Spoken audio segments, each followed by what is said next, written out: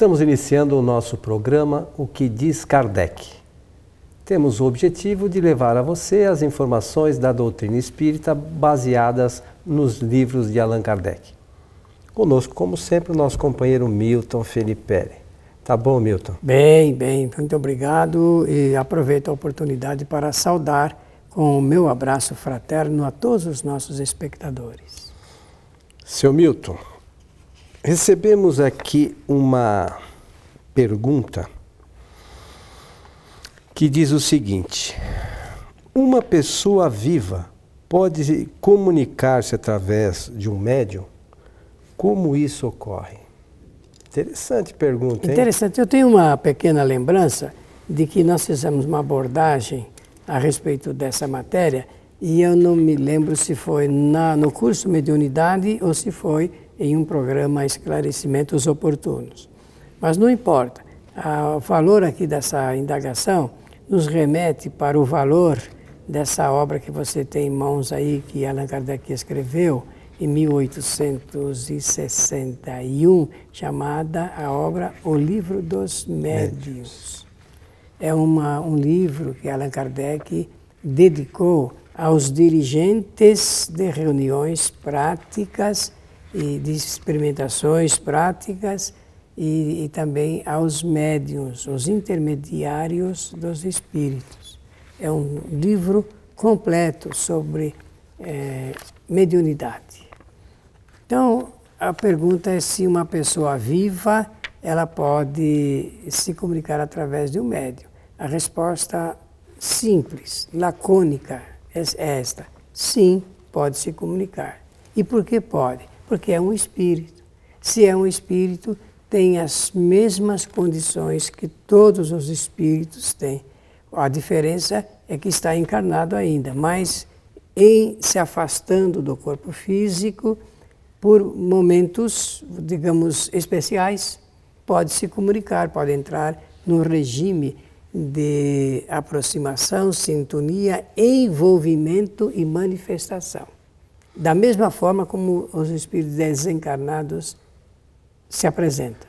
Nós abordamos essa questão do desencarnado nos nossos programas anteriores. E, então, quer dizer, o espírito, para isso, tem que estar, o encarnado tem que estar dormindo. Ele pode estar em estado de descanso, digamos assim, de inatividade, talvez é melhor falar, não é? E afastado do corpo físico, em estado de espírito, ele chega até onde está o médium, sobre o qual ele pode entrar no regime de acordo e de envolvimento, conforme salientei agora mesmo. E isso pode se dar, Milton, digamos assim, espontaneamente, ou, como Kardec dizia em um dos capítulos aqui do Livro dos Espíritos, através de evocações? Então, Kardec teve oportunidade de fazer essas experiências com manifestações espontâneas e com manifestações provocadas, evocações. E ele foi descrevendo isso nos 12 volumes da Revista Espírita. Eu vou citar um apenas, que parece que, fazendo esta citação, fica mais fácil depois ir atrás dos demais, as pessoas vão se interessar.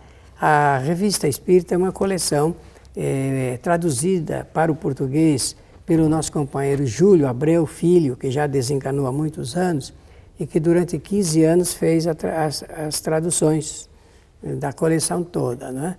E foi editado pela Edicel, cujo diretor era o nosso companheiro Francisco Giannini, na década de 60, me parece que foi em 1964, e com apontamentos e sob a orientação do nosso companheiro José Herculano Pires.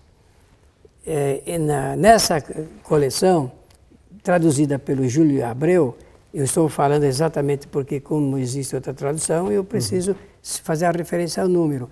É o sexto volume de 1864. Na página 86, na página 145, existem as citações que Kardec deu o nome de mensagens de além-túmulo, mensagens de familiares de além-túmulo. E então mostra aquelas que são manifestações espontâneas, pessoas vivas, distantes e que se comunicavam lá em Paris através dos médiuns da Sociedade Parisiense de Estudos Espíritas. Interessante, né, Milton? E tem aqueles que, como nominalmente Kardec chamava, nas reuniões, o espírito se comunicava e aí entrava no regime de diálogo, informação, esclarecimento. Eu penso até que a gente pode chamar de depoimentos preciosos para a comprovação da imortalidade e da comunicabilidade.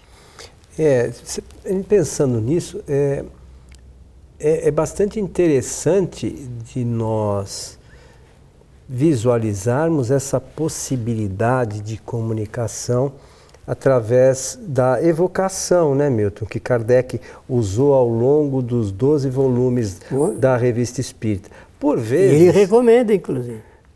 E eu não sei se a nossa casa faz esse tipo de atendimento. Para nós serve, às vezes, para auxiliar espírito, mas também de comprovação, né, de algumas coisas. É evidente que o espírito que se comunica, não necessariamente, às vezes, é aquele que a gente evocou. Mas a gente tem que tomar o cuidado para que esse tipo a hora que o espírito se manifeste, para a gente não se perder também nisso. Também né? tem disso, né? Mas com um pouco de experiência, cuidado e responsabilidade, se pode chegar até um ponto desejável de constatação. Eu mesmo tive um caso, não vou relatar aqui, mas de constatação, posteriormente, a comunicação espontânea de um espírito.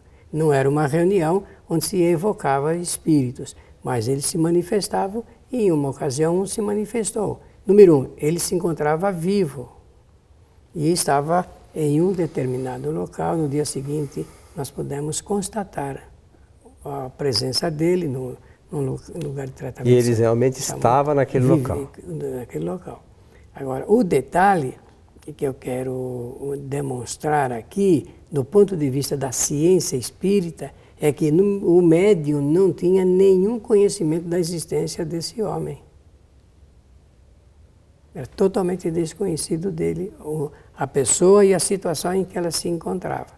E ele estava ali fazendo uma solicitação.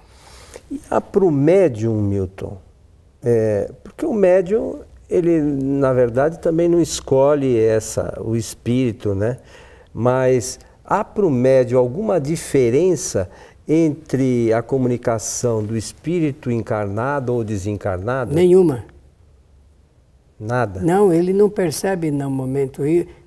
Coelho, me permita dizer o seguinte, eu não sei a percentagem, não vou nem arriscar, não tenho nenhuma informação de banco de dados, mas me parece muito digno da gente confiar na possibilidade de um grande número de comunicações nos centros espíritas serem de espíritos encarnados. Os espíritos que você fala que por vezes podem vir ou serem um pouco mais elevados ou sofredores, não importa o grau. Não importa o grau. Então eu tenho isso presente, que é bem provável que o número seja surpreendente até, de manifestações, comunicações nos centros espíritas, que essas comunicações sejam de espíritos encarnados. E veja, esse espírito tem que estar lá num estado que ele possa, que o corpo tem que estar no estado que o espírito possa se desprender. Isso mesmo. E isso pode ser aqui do vizinho, como pode ser do outro lado do mundo. Pode. Esse aí vai ser um momento histórico em que nós vamos demonstrar a realidade espiritual, a imortalidade e a possibilidade de manifestação ou de comunicação. Mas, Milton, no livro dos médiuns, em seu capítulo 25, o título do capítulo é Das Evocações. Tem um subitem aqui que diz o seguinte: espíritos que se podem evocar.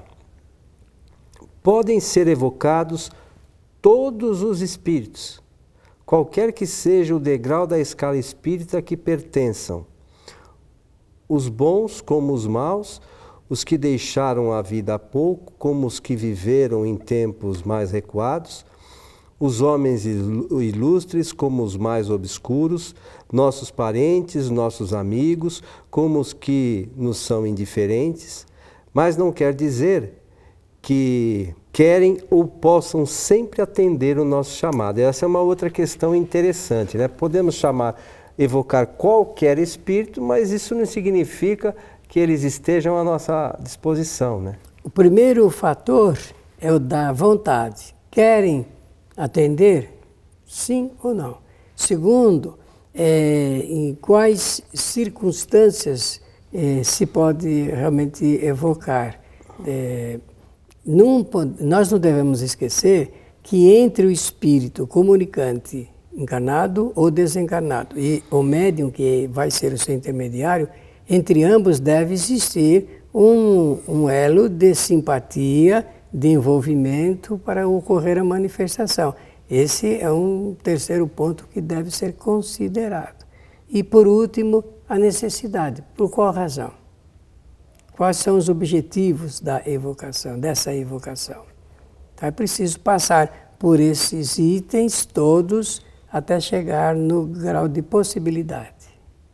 É interessante isso para a questão de estudo, porque a princípio as pessoas têm um pouco de receio, né? Porque lá atrás existia essa crença, né? Moisés que dizia que não poderiam ser evocados espíritos, né? Os mortos, né? Ele fala dos mortos. Mas ele proibiu a evocação dos espíritos. Mas a razão foi que estava sendo feito um comércio da intermediação entre os médiuns e os espíritos e os seus consulentes, pessoas que iam lá para se beneficiar, fazer perguntas e tudo mais. Hoje não se faz assim com tanta profusão, mas existe ainda uma certa tendência para esse assunto ligado com os consulentes, né? Mas essa foi a razão, porque o Moisés sabia que era verdadeira a comunicação dos espíritos. Ele mesmo promovia nas tendas durante toda a trajetória dos 40 anos, se bem que ele não chegou no final, né? Ele também fazia reuniões mediúnicas, né? E a gente não pode imaginar que se proíba alguma coisa que não exista, né? Só vai proibir aquilo que é possível. Que é possível, né? E ninguém que acontece. Não vai proibir algo que... Ele proibiu foi o mau uso, né? Desse expediente. A outra coisa é o que você falou, que aqui nesse capítulo eles abordam. Utilidade das evocações particulares, né? Isso mesmo. Porque você ficar fazendo evocações aleatoriamente, só por curiosidade, isso não acrescenta em nada, né? Imagine, qual é o resultado que possa ter a respeito disso? E você, às vezes, pode imaginar que, supor que a gente evoque um espírito que esteja encarnado, com o objetivo de especular a vida do espírito. É complicado isso. É complicado. Né? Olha, que eu me lembre, no Brasil, nós tivemos 3 ou 4 casos de comunicações de espíritos evocados sob o regime de depoimento, para que eles explicassem o que ocorreu em acontecimentos de crimes.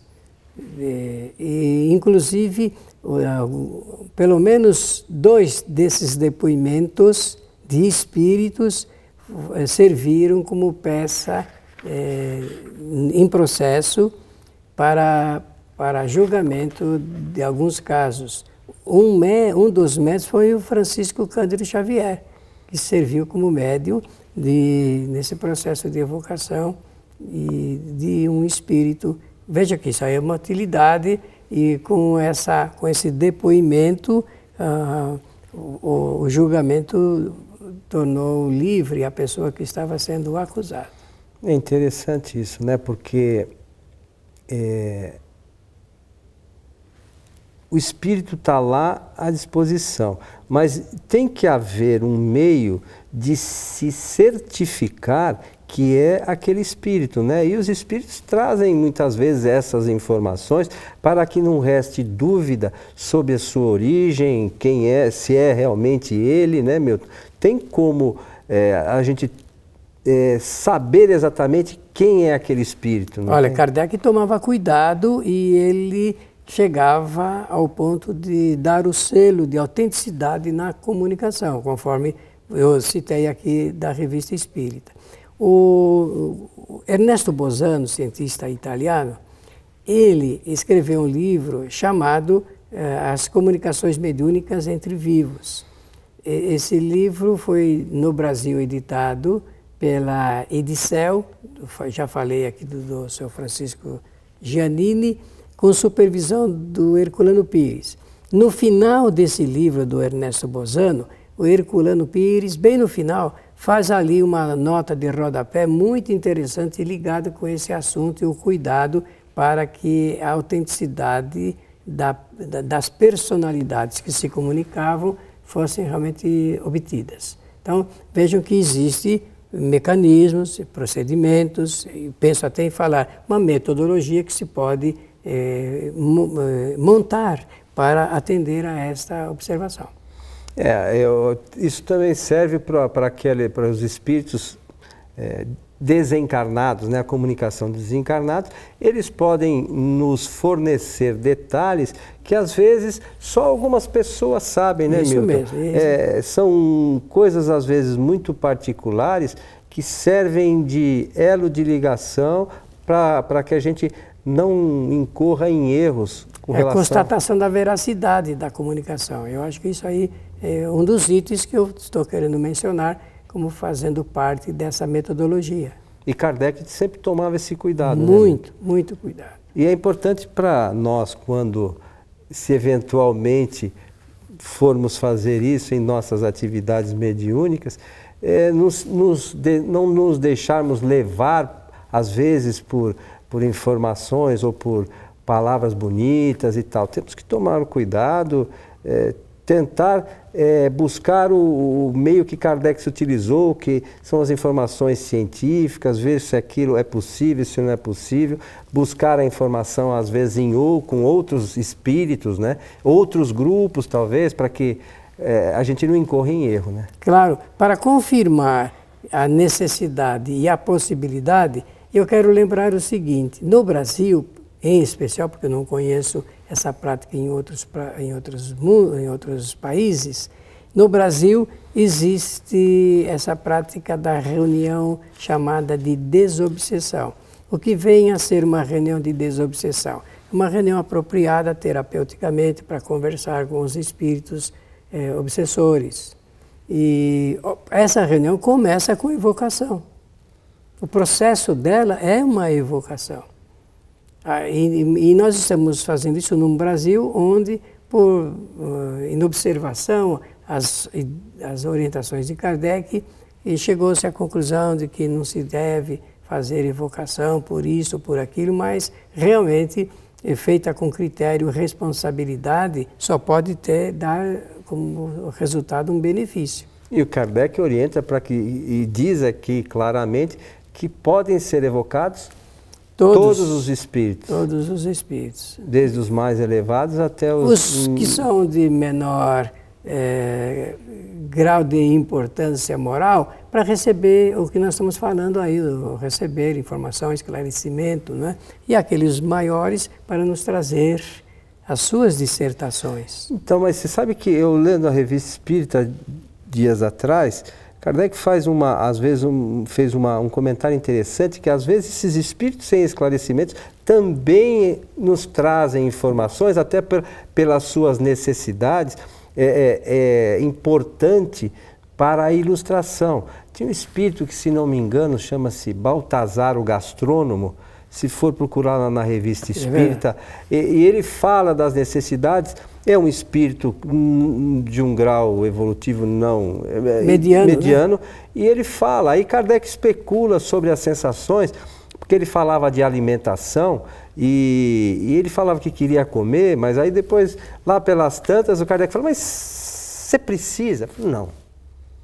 Queria, mas querer é uma coisa, fica poder criado é outra, no quadro né? da imaginação do espírito. O espírito imaginava realmente que era um espírito meio... gostava da boa comida. E por esse fato criava essa necessidade falsa de alimentação. Precisamos estudar um pouquinho mais a doutrina. A nossa doutrina ela é muito esclarecedora. Nós precisamos ler mais os livros de Allan Kardec, que são orientadores da própria doutrina. Meu amigo Milton, estamos chegando ao final de mais um programa O que diz Kardec. O que diz Kardec. E Kardec diz isso e nós aqui dizemos a você que receba o nosso abraço fraternal. Nós esperamos que vocês que estiveram conosco possam aproveitar as informações que nós trazemos e buscar fontes de outras informações que possam enriquecer o conhecimento espírita de todos. A você, o nosso abraço e até breve.